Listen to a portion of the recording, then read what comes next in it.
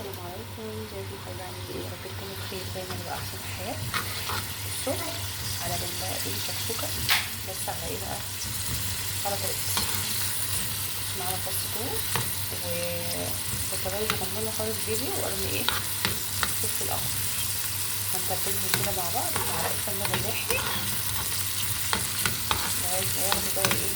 لون كده زي الكرمله كده. بصوا اهو بتبدا كده ايه؟ نقوم قطعين طماطمايه دي عليها. تمام؟ حاضر يا علاء. وعاملين ازاي؟ هنحط بقى ايه؟ الزيت بتاعنا. بصوا بقى طبعا قبل ما نحط الزيت هنقوم حاطين شويه كمون، طبعا عشان احنا عملنا بصل فلازم يكون فيه كمون. ادي الملح بتاعنا، بسم الله الرحمن الرحيم. شويه بقى ايه؟ فلفل اسود صغيرين خالص. تمام؟ نقلب بقى كل ده مع بعض كده. نحط بقى البيض بتاعنا. البيض بتاعنا. حاضر يا علاء. نقلب كده واحده واحده.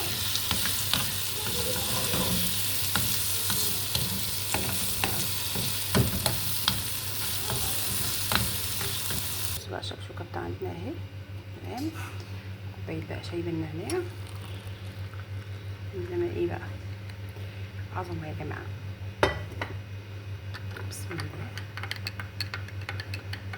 احلى فطار، احلى عشاء، احلى تصبيره، احلى اي حاجه تحبوها. يلا بحبكم في الله. بصوا شويه جرجير، خيارية، اهم حاجه العيش يبقى سخن.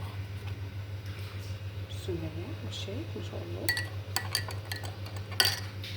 يلا بحبكم في الله، والسلام عليكم ورحمه الله وبركاته.